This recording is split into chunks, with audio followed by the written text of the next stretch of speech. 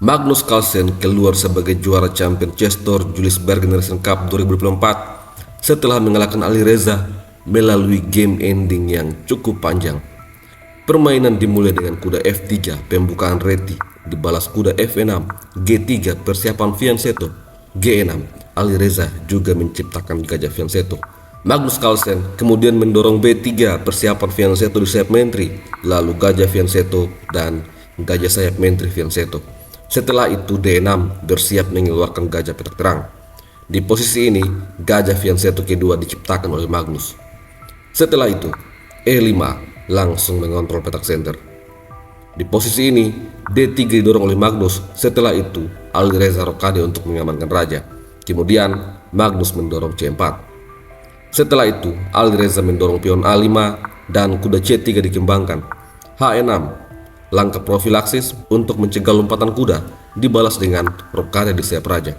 Setelah itu Ali Reza memilih mendorong pion C6. Magnus kemudian mendorong pion E4 bersiap untuk mendorong D4 dan telah mengontrol petak center. Ini dibalas dengan benteng ke petak E8 lalu benteng E1. Kedua pemain mempersiapkan perwiranya untuk masuk dalam pertempuran. Di posisi ini Ali Reza mengimbangkan kuda A6. Setelah itu H3. Ini dibalas dengan gajah D7 dan D4 langsung menantang pion. Pion makan pion, kuda makan pion. Setelah itu kuda C5, sebuah serangan langsung pada pion E. Di posisi ini Magnus membalas dengan memainkan menteri C2. Dengan demikian 4 perwira telah menjaga pion. Setelah itu menteri C8 menyasar pion H. Tentu saja raja langsung datang untuk menjaga pion. Selanjutnya Ali Reza Firoja memulai inisiatif untuk menyerang. Kuda G4 skak, tentu saja pion makan kuda, lalu gajah makan kuda. Setelah itu benteng menyerang gajah, gajah kembali mundur ke tempatnya dan F3 memperkuat pion. Ali Reza kemudian memainkan menteri C7 untuk menjaga pion sekaligus shadowing pada raja. Ini dibalas dengan menteri D2, tambahan tekanan pada pion. Di posisi ini gajah E6 dimainkan oleh Ali Reza. Ali Reza membiarkan Magnus untuk mengambil pion D. Apabila pion D diambil dengan menteri, maka menteri makan menteri, dan setelah benteng makan menteri A4. Jika putih memainkan pengimbangan natural seperti misalnya menyusun benteng, ini akan dibalas dengan pion makan pion. Setelah pion makan pion, kuda makan pion. Putih punya pion lemah. Atau jika pion langsung dimakan, maka gajah makan pion. Putih kembali punya 2 pion lemah. Magnus Carlsen tentu saja tidak ceroboh. Oleh karena itu, dia menarik mundur kuda ke petak E2 dan ini juga langsung mengadu gajah. Ali Reza membalas dengan benteng E ke petak D8.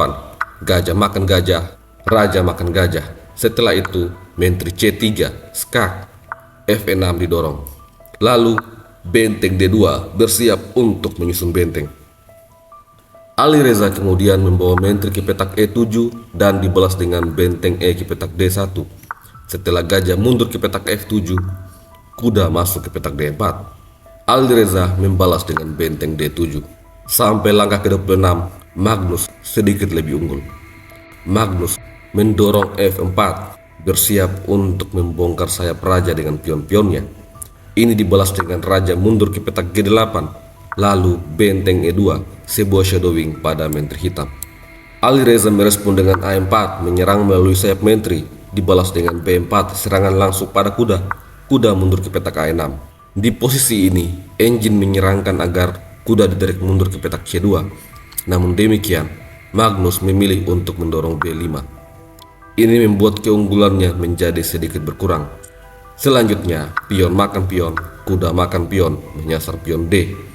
Langsung dibalas dengan benteng C8, memberikan tekanan pada pion C4. Merespon hal ini, Magnus kembali menyusun bentengnya. Setelah itu, benteng makan pion menyerang menteri dan menteri lari di petak E3. Sebuah langkah yang tidak tepat karena ini membuat posisi kembali seimbang. Ali Reza membalas dengan langkah yang sangat menarik, D5. Dengan demikian, pion D yang tadinya lemah sekarang menjadi kuat kembali.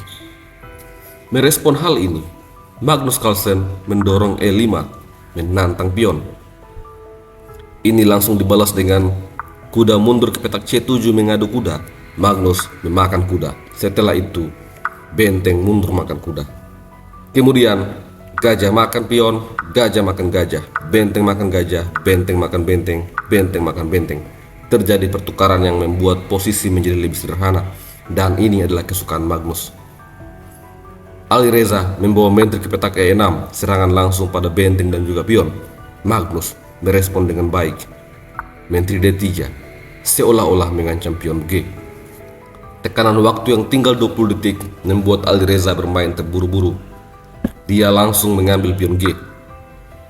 Ini adalah sebuah kesalahan dan Magnus memanfaatkannya dengan sangat baik. Magnus mendorong E6.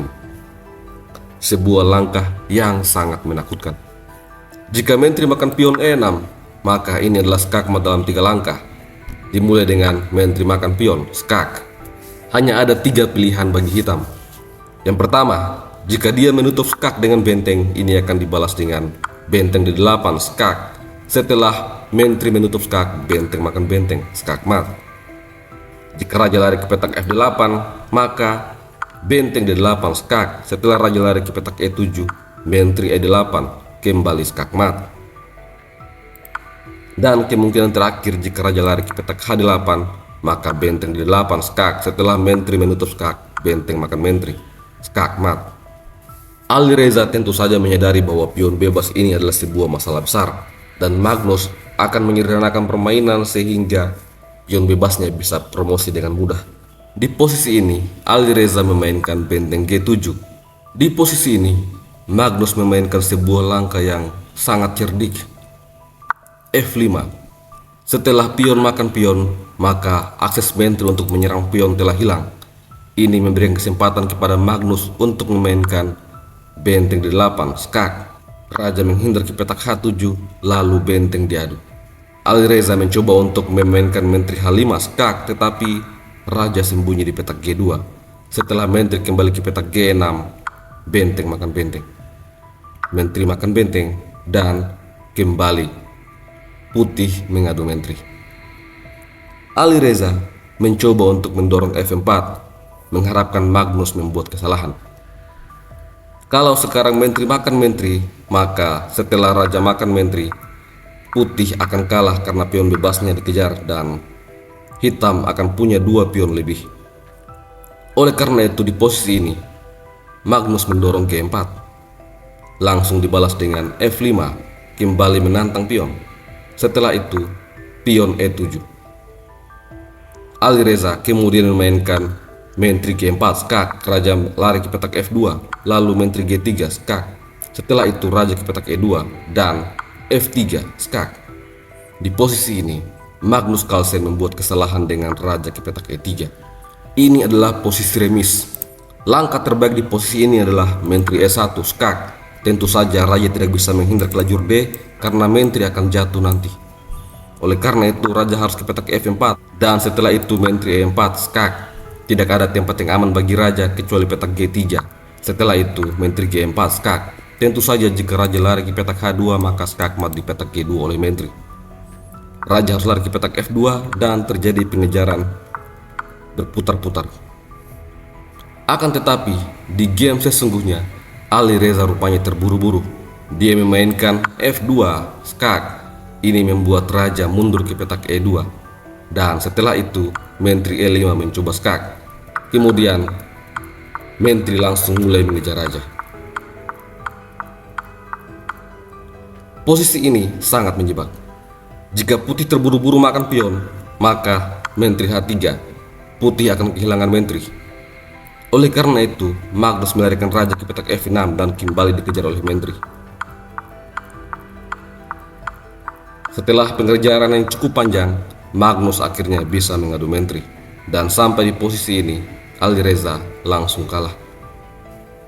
Sebuah game yang sangat menarik. Sampai jumpa lagi pada video selanjutnya. Salam Gens Unasumus.